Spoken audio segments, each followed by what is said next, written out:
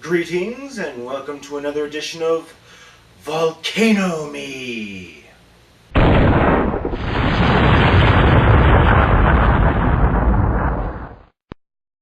Let's talk about the debt ceiling.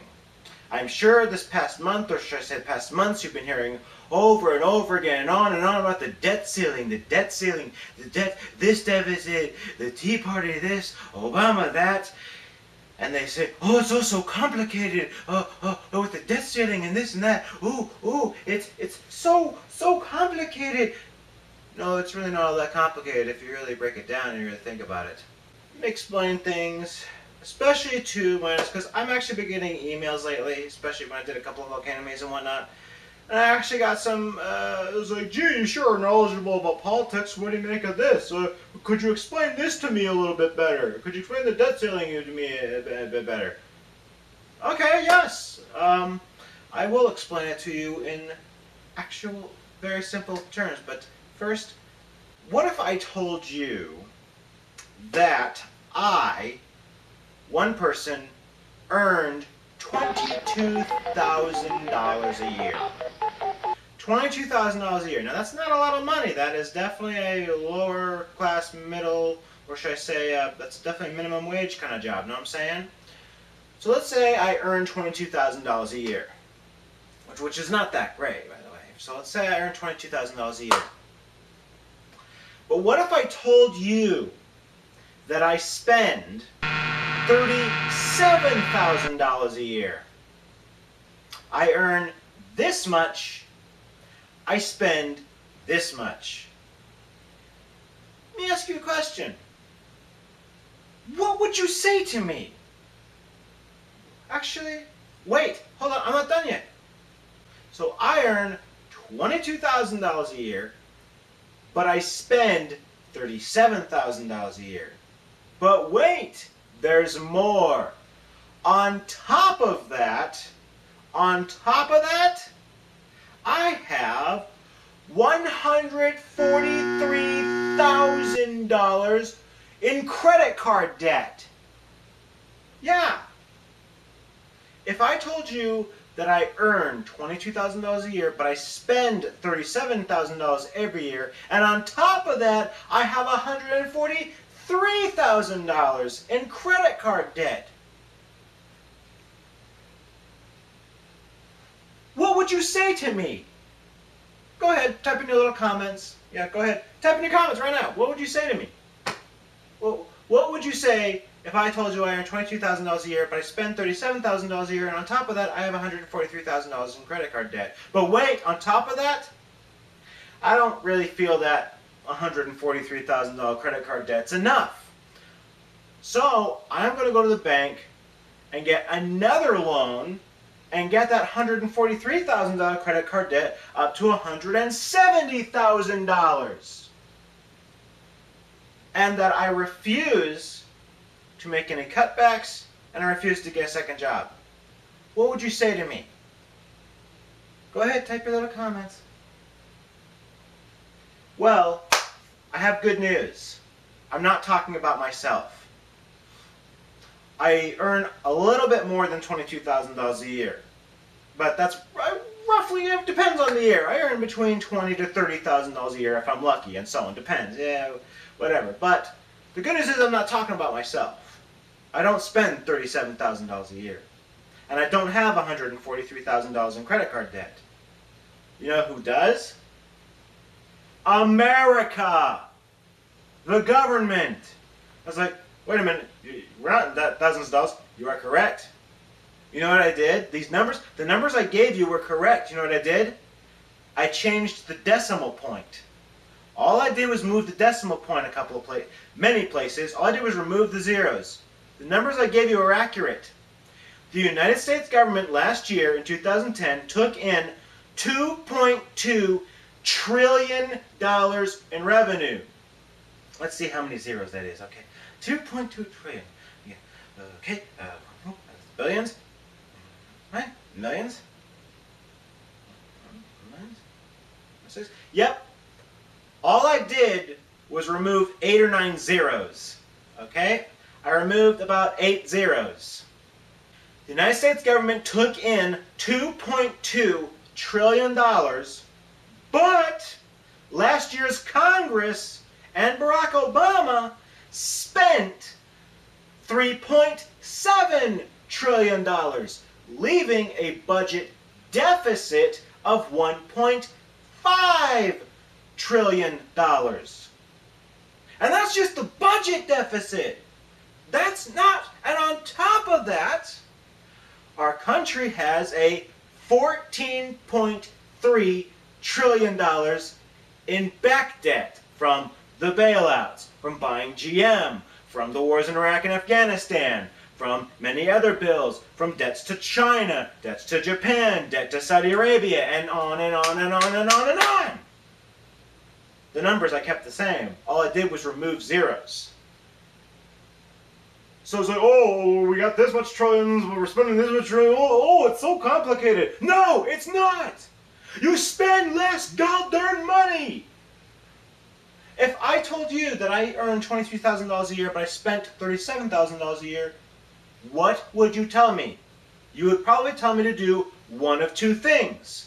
You would tell me to A, get a second job, which I have, or B, you'd tell me to cut back on the spending.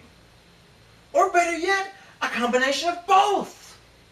So, again, I don't want to go into trillions because that might, because we're talking trillions, that's a lot of money. So let's break it down back. I'm just removing the zeros, okay? If for those of you who wonder what trillions looks like, this is what the debt looks like. This is what the budget looks like. That's what $2.2 trillion looks like. That's what $3.7 trillion looks like. And that's how much we owe looks like. Now, remove the zeros. Let's break it down again, okay? Now, in 2010, a new Congress, or should I say a new House, was elected. The Senate remained about the same. And obviously the President stays the same. Now, what's the debt ceiling? The debt ceiling is very simple. We don't need to overcomplicate it. The debt ceiling is the same thing as when you get a credit card. If you have a credit card, what's the bank going to do? They're going to put a limit on it. They're going to tell you, you cannot spend more than this. They'll cap it at like $5,000 or $10,000. And if you max it out, it hurts your credit score. America, like you, has a credit score. AAA, AA, single A, double B, triple B or double B, and so on. And by the way, double B is junk bonds. Why don't they just have F? But here's the deal. Here's the problem. Okay? On August 2nd, which is today, now, but I think the numbers were a bit fudged, but we were supposed to hit 14.3 trillion automatically because, again, they were continuing to spend. Now, previously, when we would hit that debt ceiling, we would just raise it, no problem. We did that many, many times. I'm going to come back to that in just a minute here. Now, if I have a credit card limit of $143,000, what Obama and Reid wanted me to do was go to the bank and ask the bank nicely to give me an increase. Now, if I had $143,000 in credit card debt and I only earned $22,000 a year, and I went to the bank and asked, hey, could you raise that to $170,000 or $200,000? You know what the bank would do? Laugh their asses off at me and say, get out of here, idiot, get out of here. But here's the beauty part. With the United States government, they can do whatever they want. You want to know why? Because they choose to raise the debt ceiling. They can raise the debt ceiling all they want. And for a long time, they did it without consequences. But here's the problem. Now the consequences now come. Now, as many of you are going to point this out, the debt ceiling has been raised many, many times in the past. It was raised several times during George W. Bush's administration and when the Republicans held Congress back then. Obviously after 9/11, during the war in Iraq, and so on. The debt ceiling was also raised a couple of times in the 80s, and it was first started being raised in the 60s. Now, why is there such a fight about this particular debt ceiling raise? Now everyone's saying, oh, Boehner, they're just being dicks, is all. They're just putting up a fight because they just want stuff they want. Then it was also true. It was like, oh, well, no, Boehner says, no, we want a down payment on the debt. We want a down payment on the debt before we raise the debt ceiling. Okay, fair enough. There's another reason, and they don't want to tell you this. This is the biggest secret, and I'm pissed the media never even told you this. You want to know why this debt ceiling is more special than the other debt ceilings? Because I hear this from the, oh, we raised the debt ceiling in the 80s, we did it a couple of times in the 2000s, no problem. What's everybody whining about? Well, it's kind of like if I got a $5,000 credit card, right? Let's say I raised but I gave myself a personal limit, right? I said, I personally vow I will not go above 1,000, even though I could go to 5,000. So I'll go to 1,000, but then I'll go to 2,000, then I'll go to this much. And then my back's to the wall and I'm at 4,999. I do that one more time, I max out, that kills my credit score, and then I am forced to pay that back no matter what.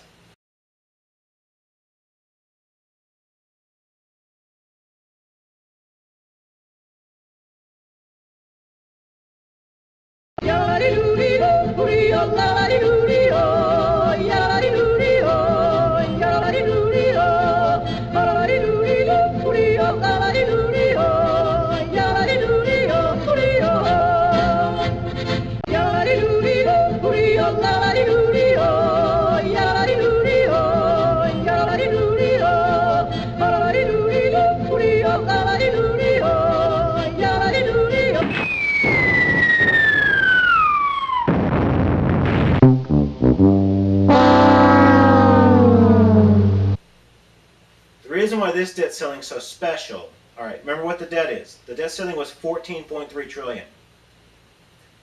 Want to hear something scary? A couple of years ago, do you know what GDP is? Does anybody out there know what GDP is?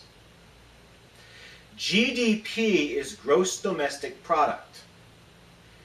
That is how much the United States of America is actually worth. That is all of our economy.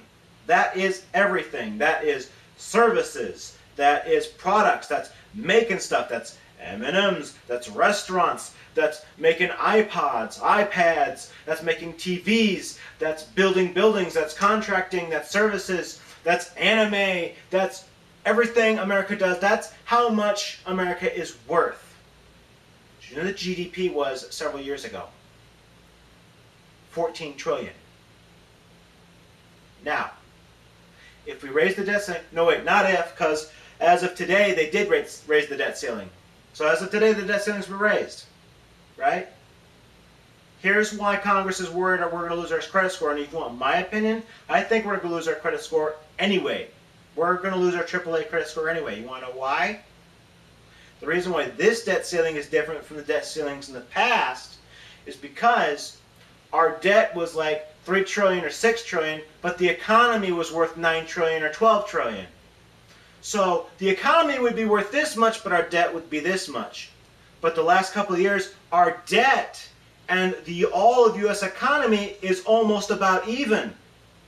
We're almost at 100% of what we owe compared to what we're worth. And if we raise the debt ceiling one more time, our debt, the debt ceiling is going to go to about 17 trillion or 18 trillion. That is worth more than the U.S. economy itself. That's why they're a little spooked this time. And that's why some people are a little freaked out. And that's why I'm frustrated that some people don't understand this. We cannot keep doing this. Because Greece, we've all heard of Greece, right? You know what their issue is? Their debt is worth 3 times as much as their economy is. For every dollar they produce, they owe 3. And that's why Greece is in trouble, and that's why we're a little spooked that we might be heading in this direction. Now, here's where I'm pissed at both parties. Okay? Let's go back to my $22,000 analogy. Let's say I earn $22,000 a year, but I spend $37,000 a year. Again, those are the exact numbers as of this year of what Congress took in and what Congress took out, and what Obama signs into law. Okay? If I told you this was my personal finances, you'd probably tell me to do 2 things. You would tell me to cut back on the spending, and you would probably tell me to go get a second job. Alright? Let's pretend the second job is higher taxes, right? And let's pretend that the cutting spending is, well, cutting spending, that's the same thing, basically. Democrats were like this. Wah! Wah! I don't want no cuts! No cuts! No! I want to spend money on my special interest program! I want money for my constituents! No! The Republicans were like, my Republicans, we might need a second job. You might want to end the Bush tax cuts a year and a half early. No! No, no, no, no, no! Never! Never! Grow up! This is serious! We're talking about defaulting the government and the whole damn country. And both parties, all you care about is your effing sacred cows. Man up! You have to cut spending, and you have to know... Look, I hate taxes.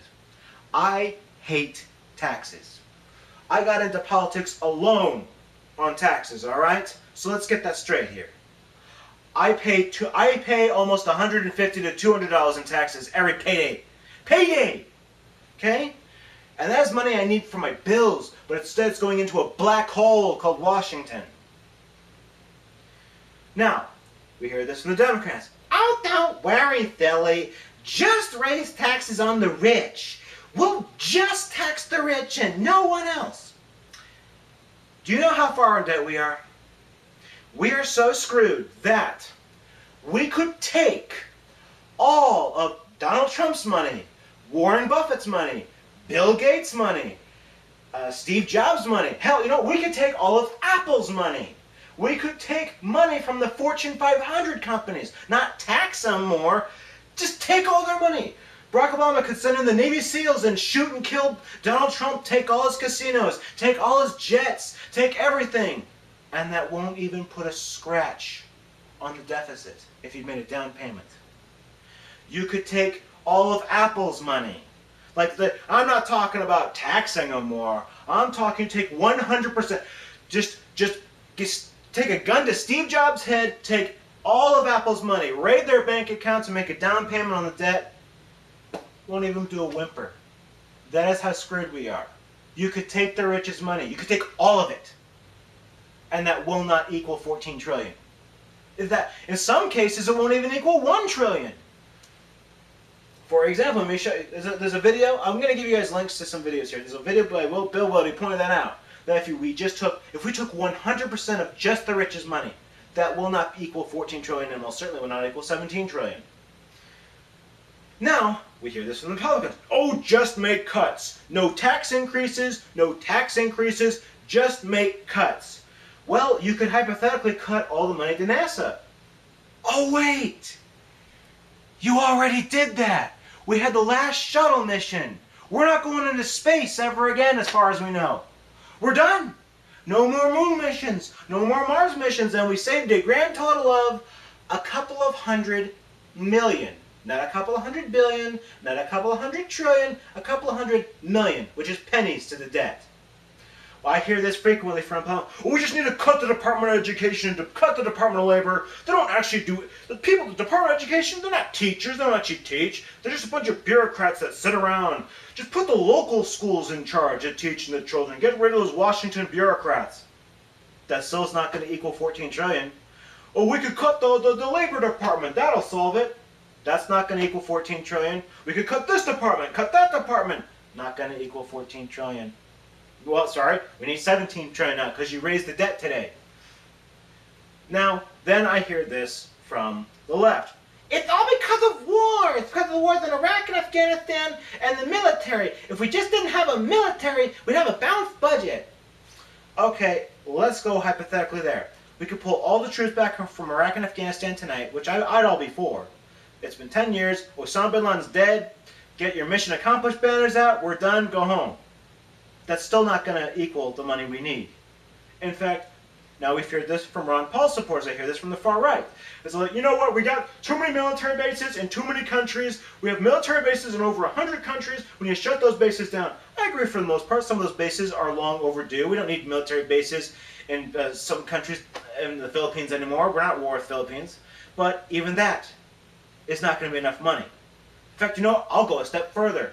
Then there's Dennis Kucinich from the far left. When he ran for president in 2004, he said he would gut the Pentagon, and I'm not even making this up. He said he was going to put in a Department of Peace.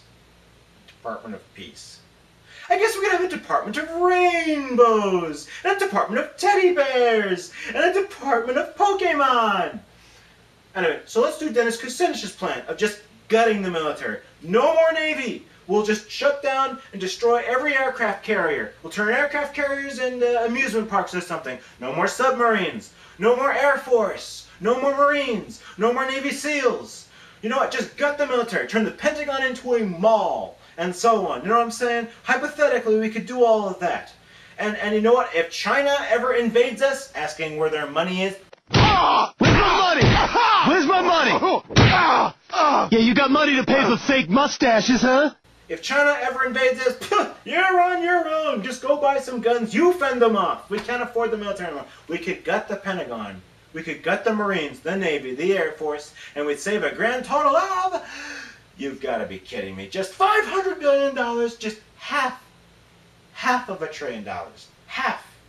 In fact, you could do that to the budget now, and we'd still be in debt $1 trillion just for the budget deficit, let alone the overall deficit. That is how screwed we are. We could take all the money from the richest Americans. We could take all Donald Trump's money, all Warren Buffett's money, all Steve Jobs' money, and that still would not be, and just get them naked and send them out, make them homeless, and that will not be enough money. So for the far left, you could take all the richest money. Will not equal 14 trillion. And on top of that, what about jobs? If you get rid of Donald Trump's money, everybody who works for him, fired. You take all Steve Jobs' money. Everybody who works for Apple, fired. No more iPods, no more iPads. None of those products that everybody likes. You've just killed the golden goose. And the Republicans plan, just make cuts, just make cuts. You could gut all the military and that won't even equal how much we need. You could gut the departments you hate, Labor Department, the Environmental Department. All that will not equal $14 trillion. So, what do? Well, if I was in Congress and I had a bill, and I guarantee you, I doubt I'd get very much support for this, I would piss off both parties. Both Republicans would hate this, and Democrats would hate this plan. But it would be needed to be done. Let's go back to my analogy. Remember, government took in $2.2 trillion, they spent $3.7 trillion. Alright? Now, according to estimates, if we ended those tax cuts early and put an extra 2% on top of that, hypothetically we could get an additional $1.2 trillion in revenue. Alright? Now let's take away the zeros again. Let's go back to if it was just me. If I'm one person, if America was one person and I was that person, right?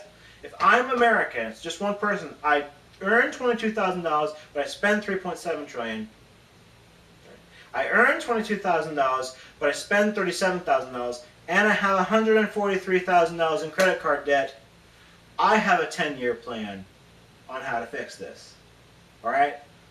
Now, even this would not be foolproof because over 10 years things happen and budgets fluctuate. But here would be my 10-year plan if I were to do this. Obviously, I'd get a second job, and I would earn an additional $12,000. That will be the tax hikes. By the way, here's the bad news. That means everybody. All right. This sucks, but that's how much shit we're in. We talk about shared sacrifice. And even hypothetically, even if they did just tax the rich, who do you think is going to pay for it? You. If they just taxed, let's say they put a bonus tax on oil companies. What do you think the oil companies are going to do? Raise the price of gas again to offset those taxes. They're not going to pay for that. You are. So, here's what I would do. I would get a second job, right? That would be the tax hikes of $1.2 trillion. So in this case, $12,000. So now I earn $34,000 a year. Oh, but crap, I still have a $3,000 debt because I spent $37,000 a year. Now, I could do something easy and make $3,000 in cuts, which would equal $300 billion in tax dollars if we put the zeros back. But I'm going to be even more aggressive. All right? I have a really aggressive plan. I would cut my $37,000 spending down to just $20,000 a year in spending, or roughly $2 trillion, right? So, I have a $1.4 trillion surplus. Okay, so if I earn $34,000 a year now, and I only spend $20,000 a year, I have a $14,000 surplus, or a $1.4 trillion surplus. This is the government I'm talking about, right? That's including bills. That $20,000 to spend, that's including bills and everything. Right? Now then, I got that 143. Now, is that it? Is that over? Did I solve the problem? No, that's not the problem, because the budget deficit, that was just the beginning of the problem. The real problem is the $143,000 debt I got, all right? Or the $14.3 trillion debt. So here's what I would have done. I would earn $34,000 a year, or $3.4 trillion in revenue. But now I'm going to turn my $37,000 in spending down to $20,000 in spending, or go from $3.7 trillion in spending down to just $2 trillion in spending, which means I have a $14,000 surplus or a $1.4 trillion surplus. And here's the best part. I'm going to take 100% of that additional $1.4 trillion surplus, or $14,000 surplus. Again, let's pretend this is me. I'm going to take my additional $14,000 and pay back my credit card debt. Now let's pretend there's no interest, for argument's sake, all right? Let's pretend for argument's sake there's no interest. I'm going to make a huge down payment. I'm going to pay $14,000. Times that by 10, that equals $140,000. All right? And let's say I put a little extra here and there to cover the other three. So that is my plan. If I was one person, I would earn $34,000 a year, but spend $20,000, take the additional $14,000, pay off the credit card debt, and in 10 years, hypothetically, if I negotiate for an aggressively low interest rate, and you can do that at some places, they have debt consolidation companies that can really reduce the interest rates, if not eliminate it. So in 10 years, that debt's paid off, right? Why couldn't Congress figure this out? I figured it out. Why can't Congress go ahead and let certain tax cuts expire, and unfortunately, they're going to probably have to raise an additional 2% somewhere to get $1.2 trillion additional in revenue, so that equals $3.4 trillion in revenue, but they only spend $2 trillion in spending, take that additional $1.4 trillion in surplus and pay down the debt, and in 10 years that debt's paid off. Plus or minus interest and whatever, or at least in 10 years, aggressively. There it is. I just solved the debt problem in 10 years. But guess what? Today, Congress just made it worse, because they increased the debt ceiling up to $17 trillion. And they only made minor cuts in the $3.7 trillion in spending, because they assumed that they were going to spend $3.9 trillion next year, but they said, oh, we're just going to spend $3.7 trillion again, which is that's a $200 billion cut. It's not a cut, you're just going to spend less. I was going to spend $3.9 trillion next year, but you know what? I'll just spend $3.7 this year, the same amount as I paid last year. Okay, but guess what? You're still spending more than you're taking in. All right? That's like me if I'm driving and I'm speeding, and the speed limit's 65, and I'm doing 85, and everybody's telling me, Aaron, slow down, slow down. It's like, okay, I was going to go to 90 miles an hour, but you know, I'll just stay here at 85. You're still going 20 miles over the speed limit. All right? So if I can figure that, both parties, the lesson for the big debt deal is both parties do not want to make any sacrifices, because they want to look out for their constituents and their own special interests and their own personal beliefs and so on, instead of facing the real crisis head on, actually growing a pair of balls and doing this. Again, when I first told you that if I take in $22,000 a year and I spend $37,000 a year, a fifth grader can figure out that I need to spend less.